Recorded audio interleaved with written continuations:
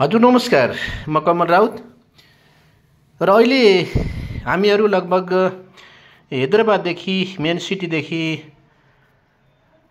लगभग 80-90 किलोमिटर टाढा आएका छौँ। यो तुप्रानभन्दा 35 किलोमिटर टाढा रत्नपुर गाउँमा र गाउँ पार भएर हामी यो खेतको बाटो डो टिकाराम भाइको देहान्त भएको छ त्यो ठाउँमा हामी जाँदैछौँ र लगभग मौसम एकदम पानी परिरहेको छ र अझै योभन्दा पनि ठुलो पानी पर्ने जस्तो छ। बाटो एकदम कच्चा छ। हामी यो बाटोबाट हिँडिरहेका छौँ र बाटो कच्ची बाटाको बाटो हो। के गरौँ, यो दुःखको घडीमा कसैले कसैलाई सहयोग गर्नुपर्ने अति आवश्यक पर्दछ। मान्छे जसलाई जतिसुकै बुद्धिमानी भए पनि जो व्यक्तिलाई समस्या परेको हुन्छ, समस्या परेको समयमा जति बुद्धि विवेक भए पनि त्यो बुद्धि र विवेकले काम गर्दैन र जो व्यक्ति आफूलाई समस्या पर्दछ भने एउटा कोइरामाको काग जस्तो हुन्छ। जस्तै कोइरामाको कागले कतातिर जाने भनेर दिशा प्रदत्त गर्न सक्दैन, त्यसै टाइपको भएको हुँदा एकले अर्कोलाई आवश्यक पर्दछ सहयोग गर्नको लागि। त्यसै सिलसिलामा आज म त्यस भाइ जो तुप्रानभन्दा 35 किलोमिटर टाढा एउटा जङ्गल छ, रत्नपुरको जङ्गलमा त्यहाँ मृत अवस्थामा फेला पारेको र त्यहाँ समाधि बनाएको छ, त्यहाँ जाँदैछौँ र अहिले देख्न सक्नुहुन्छ दुवैतिर बाटाको दुवैतिर खेतहरू छन् र यो खेतहरू खत्तम भइसकेपछि पारी अब यो जङ्गल आइपुगेको छ। अहिले यो जङ्गलबाट पनि 2-3 किलोमिटर भित्र जानुपर्छ र यो जङ्गल प्राइभेट जङ्गल हो र प्राइभेट जङ्गलमा त्यहाँ दाह संस्कार नगरेर पुलिस प्रशासन र स्थानीय सरकारले एउटा खाल्टो खनेर खाल्टामा समाधि बनाएर गाडी दिएको छ र टिकाराम भाइ त्यहाँ समाधिमा विलीन भएका छौँ। के गरौँ, जस्तै भनिन्छ नि कुनै पनि चिज धेरै सिधा भयो भने धेरै सिधा हुनु पनि हुँदैन। जस्तै धेरै सिधा भयो भने जङ्गलको रुख पनि पहिला सिधालाई नै काटिन्छ। सायद हुनसक्छ त्यो टिकाराम भाइ त्यो सिधा राम्रो थियो होला र चाँडै र कम उमेरमा नै यो संसार छोडेर जानु पर्यो र माटोमा विलीन हुनु पर्यो र हामी अघि बढिरहेका छौँ। अहिले जङ्गल छ, यो घना जङ्गल। अब यो सरकारी जङ्गल सुरु भइसक्यो। यो सरकारी जङ्गलमा छौँ हामी अहिले। यो जङ्गलको बिचमा त्यहाँ भाइ कसरी गयो भन्ने कुरो हामी कुनै कल्पना गर्न सक्दैनौँ। जाने त हो संसार छोडेर सबैले। भनिन्छ यो शरीर न त हाम्रो न हामी शरीरका हौँ। यो त एउटा पञ्चतत्त्वले भनेको हो। जस्तै अग्नि, जल, वायु, पृथ्वी र आकाशले। र पुनः हामी मरेर गयौँ भने पनि त्यसैमा विलीन हुन्छ भनिन्छ। त्यसैले आज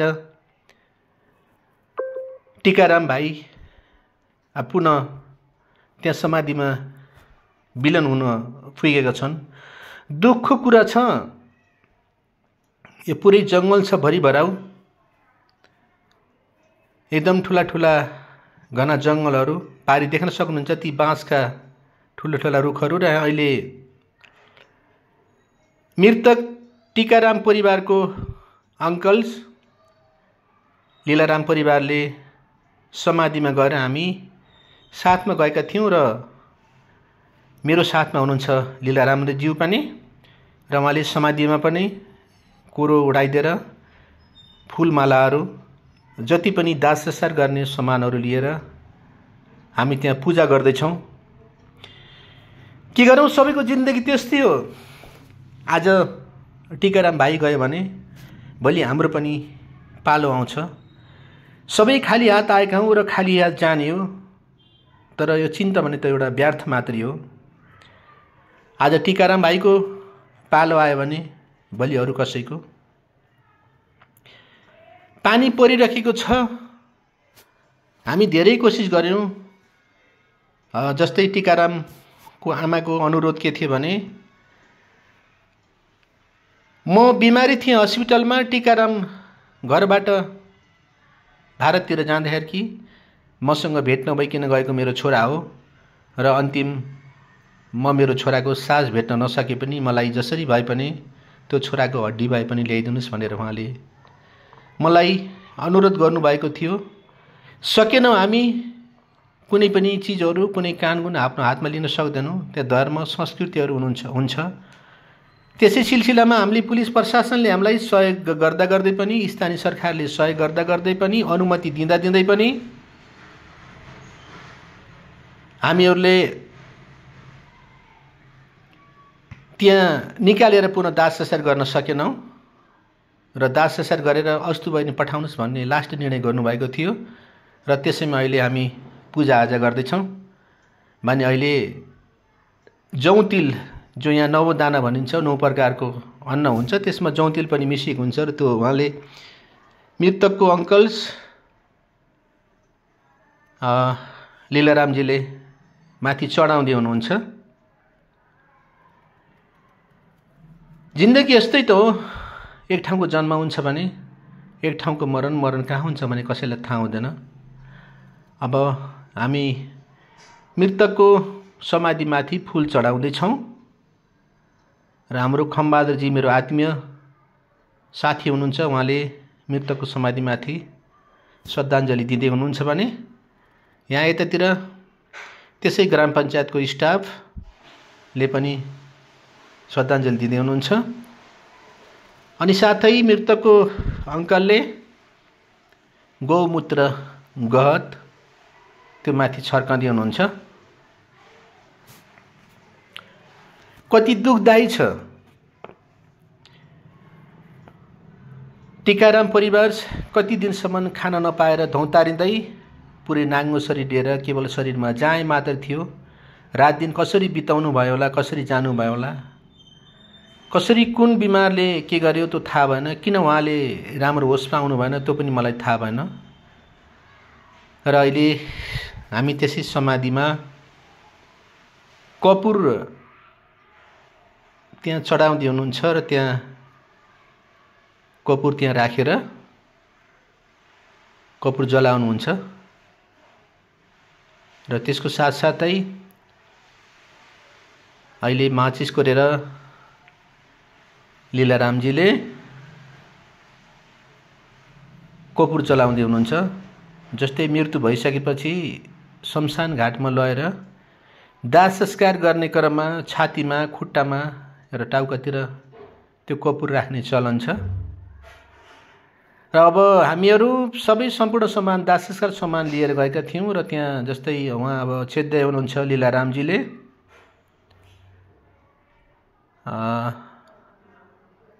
बाती, अनि त्यो बाती पुनः घिउमा मल्नुहुन्छ, धूपमा मोलेर धूप बाती बनाएर पुनः त्यहाँ बाती जलाउनुहुन्छ। उहाँले एउटा हिन्दू संस्कार हाम्रो संस्कृतिले दिएको मान्यता दिएको छ। त्यसको लागि अलग अलग धर्महरूले अलग अलग मान्यता अनुसार, अलग अलग रीतिरिवाज अनुसार दाह संस्कार गर्ने काम गरिन्छ। भने हाम्रो संस्कारमा त्यो गाड्ने थिएन, फेरि पनि हामी निकाल्न सकेनौँ र निकाल्न नसके पनि त्यस समाधिमाथि नै पुनः हामी अहिले उहाँले बाती जलाउनु भयो र परिक्रमा गर्दै हुनुहुन्छ। उहाँले 3 पटक परिक्रमा गर्नुहुन्छ। हामी परिक्रमा गयौँ भने 3 पटक या 5 पटक या 7 पटक गर्नुपर्छ भन्ने चलन तथा मान्यता छ।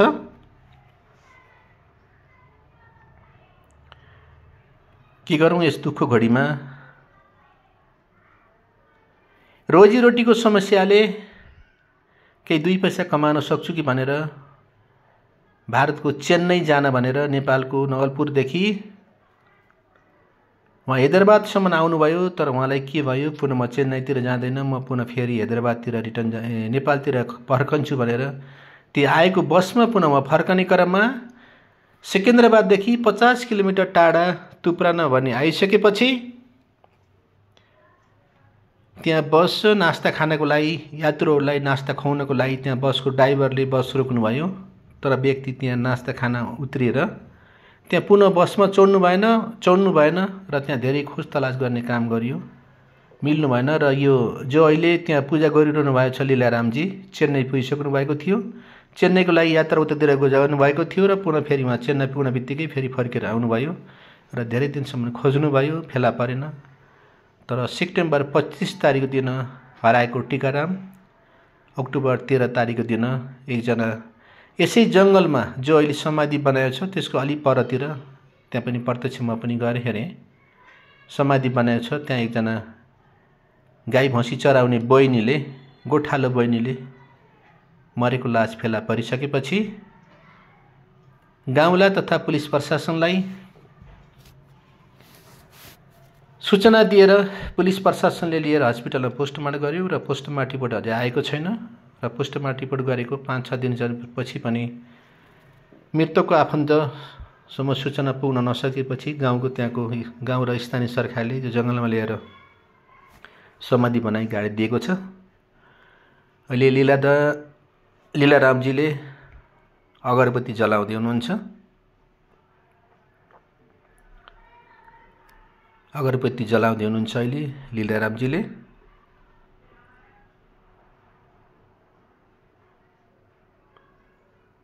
के गरौँ यस दुःखको घडीमा। पानी पनि परिरहेको छ कन्टिन्यू, उहाँ रुजिरहनु भएको छ, पानीमा रुज्नु भएको छ। तर क्यामेरामा त्यस साह्रो पानी नदेखिए पनि पानी निकै आएको छ, देख्न सक्छौँ हामी। वहीँ घुम्दा पनि पुरै खुट्टामा पुरै हिलो हिलो थियो, अहिले पनि हेर्नुहोस् उहाँको खुट्टाहरू पुरै हिलो छ र उहाँ पुरै भिज्नु भएको छ। फेरि अगरबत्ती जलाएर पनि पुनः उहाँ घुम्दै हुनुहुन्छ। अहिले पुरा खुट्टा गर्छ, त्यहाँ पुरै हिलो छ, त्यहाँ खनेको ठाउँमा हेर्नुहोस् त पुरै हिलो छ, हिलो छ। उहाँले आफ्नो भतिजको लागि जो गर्नुपर्ने फर्ज थियो जति सक्दो हामीहरूले गऱ्यौँ, हाम्रो सखताले भ्याएसम्म हामीहरू गऱ्यौँ, त्योभन्दा त गर्न हामी के नै सक्थ्यौँ र। निकालेर दाह संस्कार गर्न सकेनौँ। त्यहाँको गाउँको ठुलो नेताले हामीलाई दिनु भएन, त्यहाँबाट निकालेर दाह संस्कार गर्नको लागि अनिष्ट हुन्छ, पाइँदैन निकाल्न भन्ने कुराकानी गर्नु, गाउँको लागि अशुभ हुन्छ भन्ने कुराकानी गर्नुभयो। त्यस्तै हामीले मोह पनि लिएको थियौँ त्यहाँ चढाउनको लागि, अथवा दाबत्ती जिँदाखेरि जरुरत पर्छ मुखमा राखिदिने भन्ने चलन भएर, तर हामी त्यो दाबत्ती दिन सकेनौँ, दाह संस्कार गर्न सकेनौँ। त्यसैले त्यहाँको समाधिमाथि राखिदिन्छौँ। र अहिले लीलारामजी दौडेर उतातिर जानुभएको छ, त्यो केही सामान लिनुभएको छ मृतकलाई मन परेको। उहाँले प्राय मापसे सेवन गर्नुहुन्थ्यो अरे र त्यही भएर एउटा सानो बाटो लिएर आउनुभएको छ। हाम्रो खमबहादुरजी छाता ओढेर त्यहाँ आसपासमै हुनुहुन्छ उहाँ पनि। हामी धेरै दिनदेखि यस केसको लागि 4 दिनदेखि कन्टिन्यू हामी घुम्यौँ र 2 दिनसम्म मलाई खमबहादुरजीले पनि ठुलो सहयोग गर्नुभयो। बिहान लिएर बेलुकीसम्म हामी भोकै बिहान नास्ता खाएर घरबाट निक्लिन्थ्यौँ भने बेलुकी पुनः राति 9-10 बजीतिर खाना खान हामी घर आउने गर्थ्यौँ। त्यो जङ्गलमा त्यो गाउँमा खाना केही पनि नपाइने समस्या, जिन्दगी यस्तै रहेछ।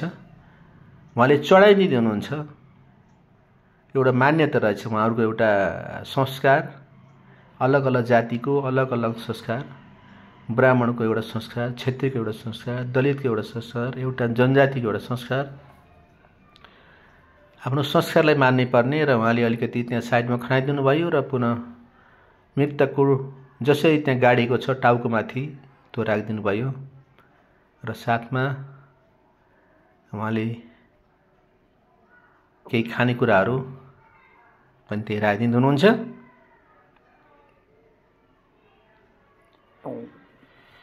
यो दुःखको घडीमा के गरौँ,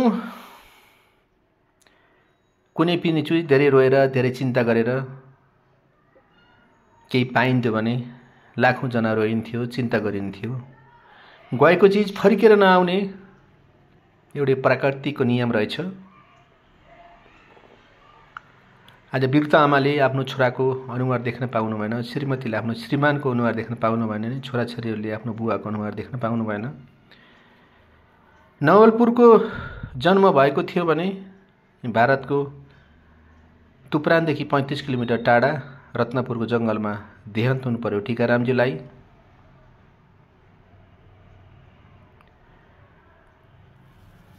हस्त हुन्छ। अहिलेको लागि के भनौँ, खै कुनै शब्द छैन। त्यसैले अहिलेको लागि हाम्रो कार्यक्रम लस्ट पूजा खत्तम भइसकेको छ र टीकारामजी एवं लीलारामजीले पूजा खत्तम गरिसक्नु भएको छ। त्यसैले अहिले लागि बिदा लिन चाहन्छु। हस्त, धन्यवाद। म तपाईहरुको सहयोगी कमल राउत।